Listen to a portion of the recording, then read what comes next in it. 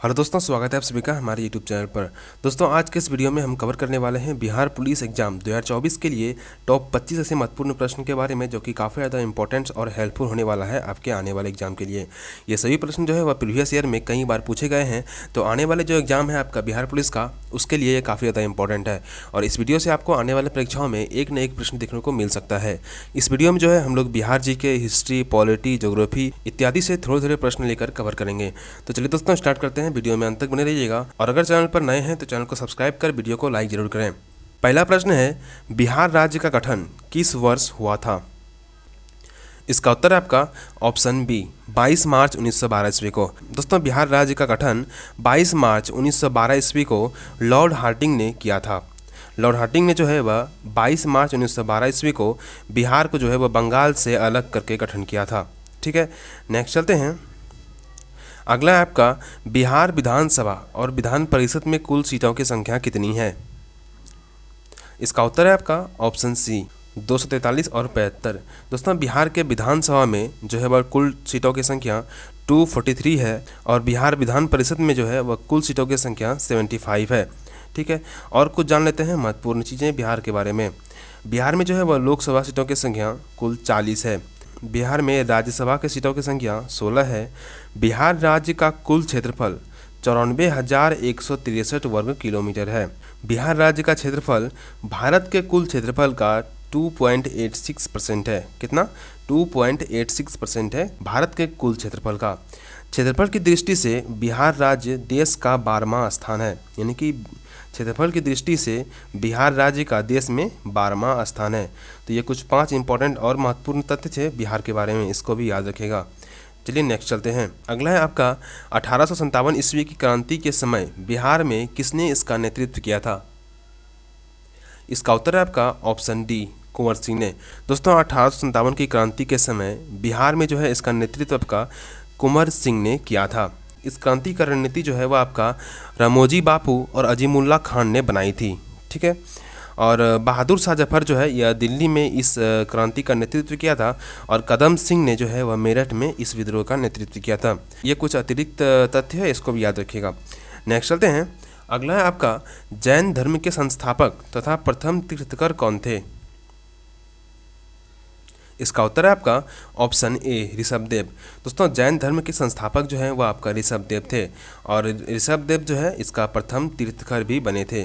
ठीक है, महावीर स्वामी जो है वह जैन धर्म के 24वें तथा अंतिम तीर्थकर थे।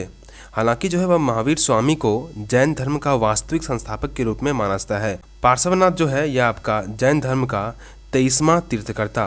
23वां तीर्थकर आपका कौन था? तो पार्श्वनाथ था, जो काशी के राजा अशुसेन का पुत्र था। इसको भी याद रखिएगा, कई बार पूछ लिया जाता है कि ऐसे कौन से जैन धर्म के तीर्थकर थे जो कि काशी के राजा अशुसेन का पुत्र था। तो यह उसका उत्तर है आपका पार्श्वनाथ। ठीक है, और वर्धमान जो है यह आपका महावीर स्वामी के बचपन का नाम था। महावीर स्वामी के बचपन का नाम क्या था? वर्धमान था। नेक्स्ट चलते हैं। अगला है आपका, भारत की प्राचीनतम पर्वत श्रृंखला कौन है? इसका उत्तर है आपका ऑप्शन बी, अरावली। दोस्तों, भारत की प्राचीनतम पर्वत श्रृंखला जो है ये आपका अरावली है। अरावली की सबसे ऊंची चोटी जो है यह आपका गुरु शिखर है। अरावली की सबसे ऊंची चोटी आपका गुरु शिखर है। हिमालय जो है यह सबसे युवा वलित पर्वत श्रृंखला है। इनकी सबसे युवा पर्वत श्रृंखला कौन है आपका? तो वह आपका हिमालय है, सबसे युवा पर्वत श्रृंखला। नेक्स्ट चलते हैं। अगला है आपका, तिलैया बांध डैश नदी पर निर्मित है? इसका उत्तर है आपका ऑप्शन ए, बराकर नदी पर। दोस्तों, तिलैया बांध जो है ये आपका बराकर नदी पर स्थित है। बराकर नदी जो है यह आपका दामोदर नदी की सहायक नदी है। नेक्स्ट है आपका, भारत और पाकिस्तान के विभाजन के बाद किस वायसराय को भारत का गवर्नर जनरल चुना गया था? इसका उत्तर है आपका ऑप्शन ए, लॉर्ड माउंटबेटन को। दोस्तों, भारत और पाकिस्तान के विभाजन के पश्चात जो है वह भारत का गवर्नर जनरल जो है वह आपका लॉर्ड माउंटबेटन को चुना गया था।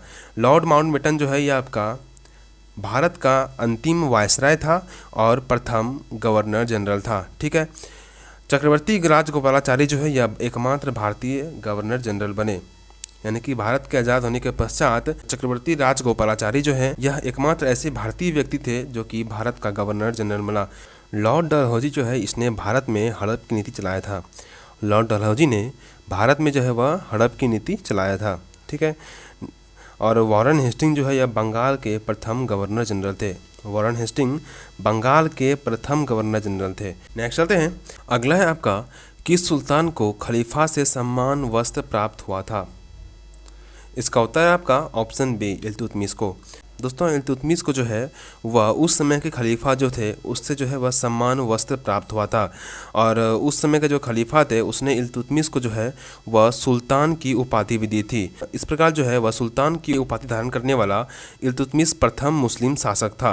हालांकि इससे पहले जो है वह महमूद गजनवी ने भी सुल्तान की उपाधि धारण की थी, लेकिन जो है महमूद गजनवी ने सुल्तान की उपाधि खुद से धारण की थी, उसको किसी ने दिया नहीं था। लेकिन इल्तुतमिश को जो है वह उस समय के इस्लाम का जो खलीफा हुआ करते थे उसने इसको सुल्तान की उपाधि प्रदान की थी। ठीक है, तो इसको याद रखिएगा। नेक्स्ट चलते हैं। अगला है आपका, भारत के किस राज्य की क्षेत्रफल एवं जनसंख्या की दृष्टि से समान रैंकिंग स्थित है? इसका उत्तर है आपका ऑप्शन बी, मेघालय। दोस्तों मेघालय राज्य जो है वह पूरे भारत देश में, ठीक है, पूरे भारत देश में क्षेत्रफल की दृष्टि से और जनसंख्या की दृष्टि से, क्षेत्रफल की दृष्टि से और जनसंख्या की दृष्टि से दोनों में समान रैंकिंग है। यानी कि मेघालय जो है वह क्षेत्रफल की दृष्टि से भी 22वां स्थान है उसका, और जनसंख्या की दृष्टि से भी 22वां स्थान है। तो इसको भी याद रखिएगा, पूछ लिया जाता है। नेक्स्ट चलते हैं। अगला है आपका, महात्मा गांधी की विश्व में सबसे लंबी मूर्ति कहाँ स्थित है? इसका उत्तर है आपका ऑप्शन बी, पटना। दोस्तों महात्मा गांधी की विश्व में सबसे ऊंची मूर्ति जो है, सबसे लंबी मूर्ति जो है वह आपका पटना के गांधी मैदान में स्थित है। पटना के गांधी मैदान में स्थित है। आप कभी अगर पटना गए होंगे गांधी मैदान तो वहाँ पे देखे होंगे कि एक मूर्ति बना हुआ है, वहाँ पे देखे होंगे कि मूर्ति बना हुआ है एक महात्मा गांधी का। यही मूर्ति जो है वह विश्व में सबसे लंबी मूर्ति है महात्मा गांधी का। ठीक है, इसको याद रखिएगा। नेक्स्ट चलते हैं। अगला है आपका, भारतीय संविधान का कौन सा भाग राज्य के नीति निर्देशक सिद्धांतों से संबंधित है? इसका उत्तर है आपका ऑप्शन डी, भाग 4। भाग 4 जो है यह आपका राज्य के नीति निर्देशक सिद्धांतों से संबंधित है।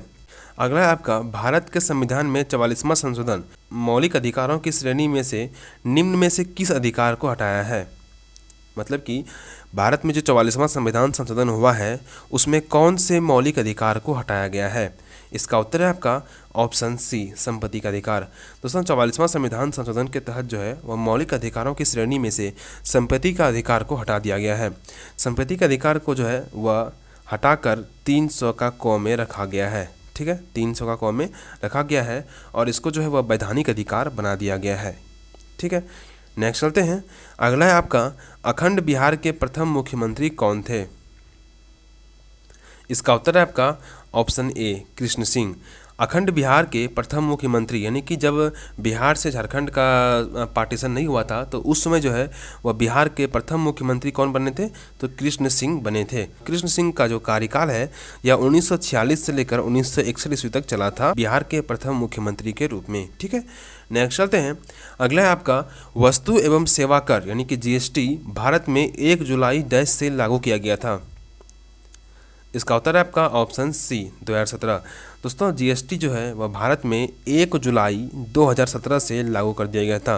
हालांकि जीएसटी जो है यह अधिनियम पारित हुआ था आपका 2016 में। ठीक है, 2016 में यह अधिनियम पारित हुआ 101वां संविधान संशोधन के तहत। 101वां संविधान संशोधन के तहत जो है वह जीएसटी अधिनियम पारित हुआ और 1 जुलाई 2017 को जो है यह लागू किया गया था। नेक्स्ट चलते हैं। अगला है आपका, भारत के राष्ट्रपति अपना त्यागपत्र किसको संबोधित करता है?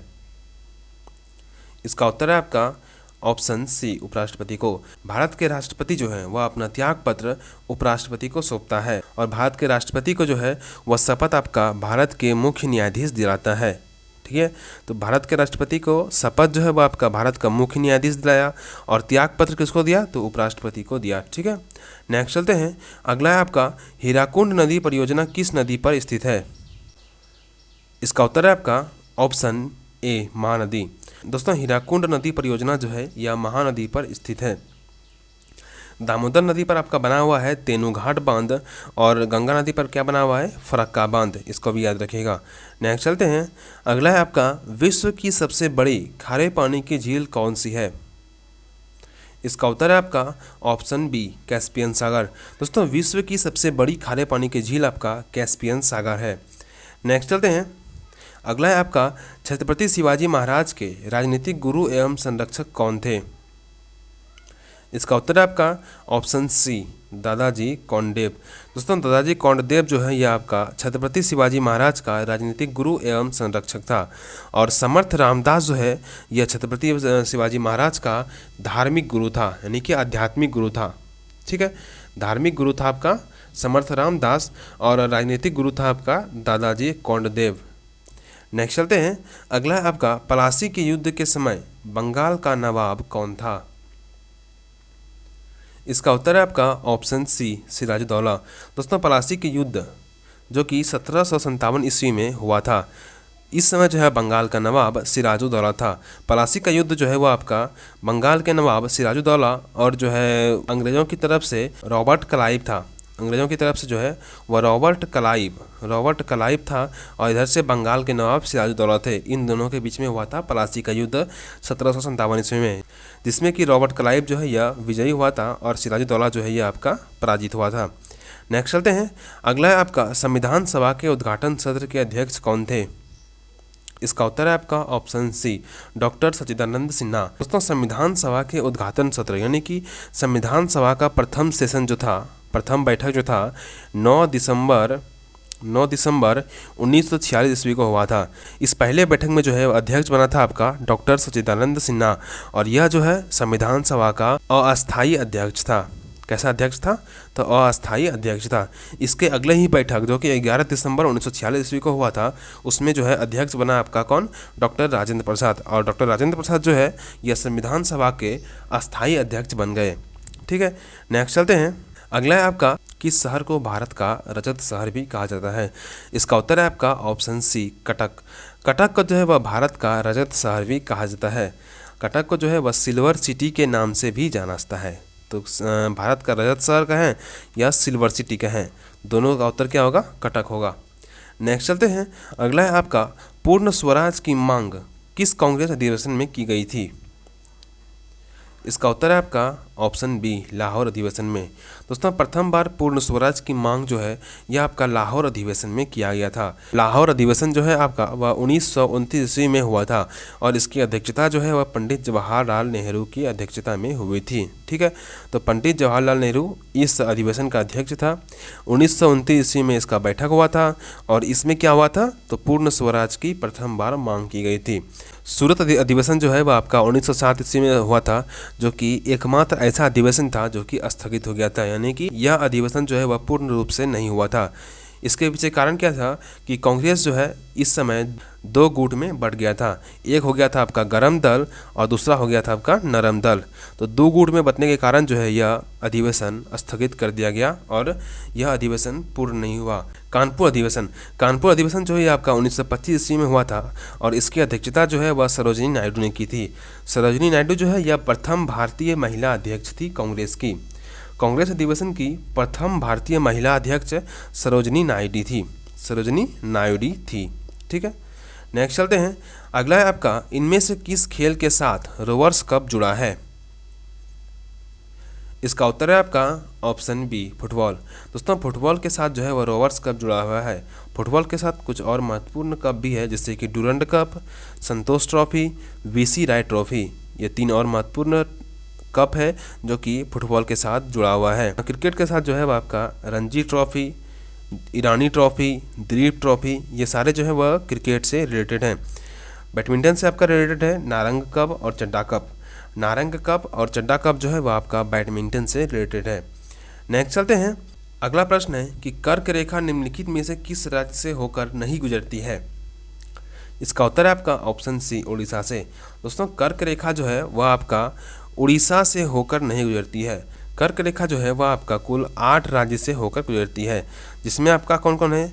आपका मिजोरम है, ठीक है, त्रिपुरा है, मिजोरम, त्रिपुरा, पश्चिम बंगाल, राजस्थान, गुजरात, ठीक है, मध्य प्रदेश, छत्तीसगढ़ और झारखंड। ये कुल 8 राज्य है जिससे होकर कर्क रेखा गुजरती है। ठीक है, उड़ीसा से होकर कर्क रेखा नहीं गुजरती है। नेक्स्ट चलते हैं, अगला है आपका हम्बनटोटा बंदरगाह किस देश में स्थित है? इसका उत्तर है आपका ऑप्शन डी, श्रीलंका में। दोस्तों हम्बनटोटा बंदरगाह को चाइना ने जो है वह 99 ईयर्स यानी कि 99 साल के लिए लीज पर ले लिया है।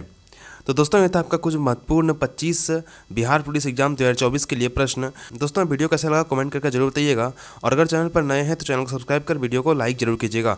चलिए दोस्तों मिलते हैं नेक्स्ट वीडियो में, आज के लिए इतना ही।